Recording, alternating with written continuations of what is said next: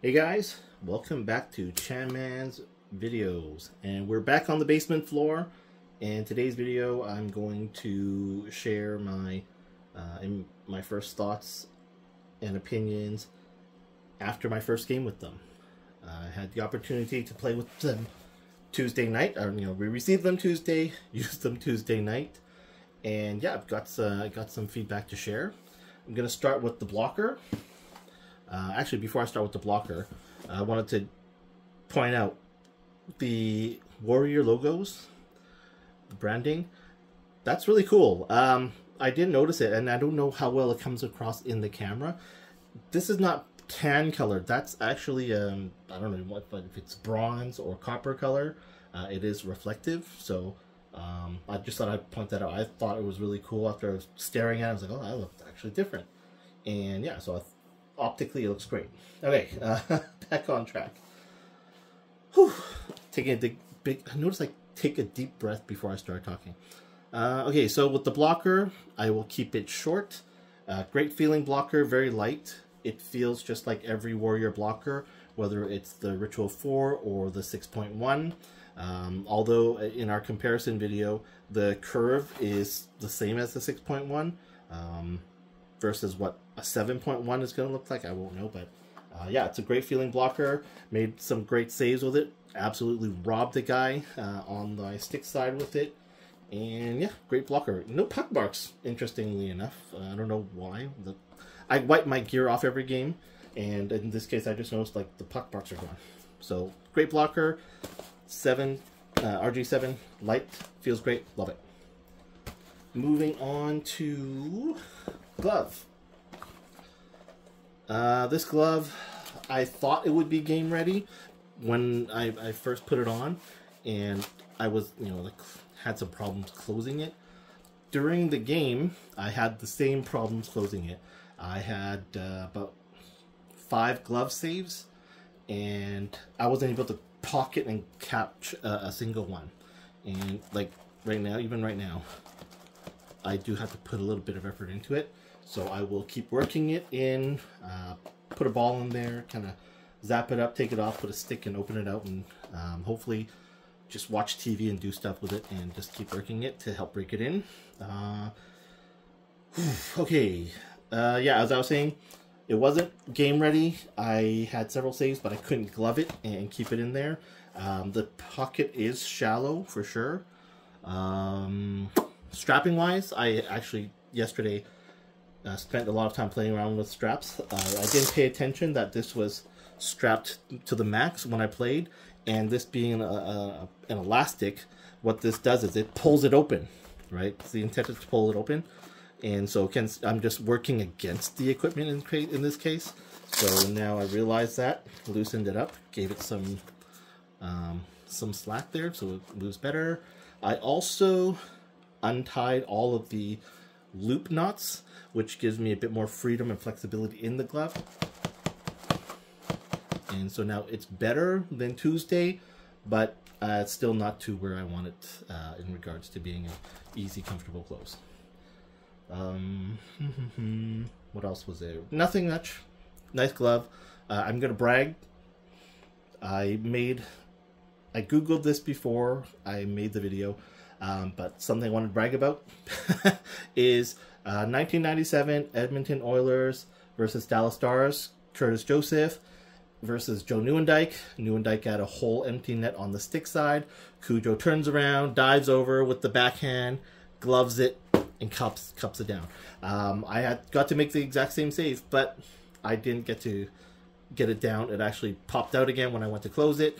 And luckily, my defenseman did manage to come back from behind the net and swat the rebound away. But yeah, the guy had the whole net, and he just fired it, and I just dove over, and he shot it right into the glove. But yeah, so glad I can brag about it. Unfortunately, GoPro did run out of battery, and I did not get to capture that moment, and that was very disappointing. All right, great glove, feels really good, light, and I just got to break it in some more. Yeah, and those were the strapping options. All right, most of the video, well, the rest of the video, I'm going to be talking about the pads, and that's probably where I'm just like move this back. The pads are really where I spent most of the time kind of paying attention to what was going on, the feeling, how it felt, mobility and whatnot. First thing, when I made my video comparing the 7s to the 6s and showing the height or the length in the toes at the bottom, how they extend longer, and the actual overall length of the pad, came to about like an inch and a half difference. While wearing the pad and on the ice and moving around, it is very noticeable. You might look at it in the video and go, oh, you know, it's about an inch and a half. It's not that big a difference, maybe. I can tell you, for me, once I hit up the ice on it, very noticeable. Skating, goalie stance, I really felt the top of the pads knocking together, which I'm not a fan of. It's going to take me a while to adjust getting one in front and one in the back. When I was down, I found it just a little hard because of the stiffness and how new it is to move around and full. But on the ice, yeah, that's really how I felt. It took me roughly 49 to 50 minutes because I watched the clock. Our game started at 8. I didn't get to do a pregame skate. I just went out. They started the game. And when I felt comfortable moving around, I just turned on to look at the clock, and that was when I noticed like the 49 transition to 50-minute mark was when I did feel comfortable moving around in them. I'd gotten used to how they felt and had made some adjustments to my goalie stance and how I was shuffling and everything like that. So I'm feeling good for next Tuesday. We'll see how that goes. The rest of my feedback will be towards the strapping and the experience of putting these things on. First of all, I'm going to talk about this bottom. This really enhanced the thick pad. This added to the length of the pad in the sense of why I kept bumping the top of the pads, because this thing is really thick. This is about an inch of thickness added on top of my skate, whereas all the other Warrior pads that I'd shown earlier, they had them, they didn't feel quite as thick nor as hard and as stiff. So this definitely caused the pad to rise up higher on the front of my pants, up my thigh area. I will be tightening this. Luckily with Warrior, all of their fast clip adjustments, I will tighten it one notch and use this ankle strap to keep it tied down so that it doesn't ride up as much as Tuesday. So I hope this is how that will work. The strap and my zap strap felt comfortable. I use this to extend it just because I like it loose. All right, moving on to the calf wrap and the straps here in the back. This extra pad does make your calf wider and thicker. And what translated for me was when strapping these on in a kneeling down, front down, kneeling down position, I was not able to attach these at all. I had to really tug and stretch out that elastic, and at that point I was just attaching to this first notch. This one I couldn't even attach. I was like just barely the tip. And then same with the knee, it was very tight.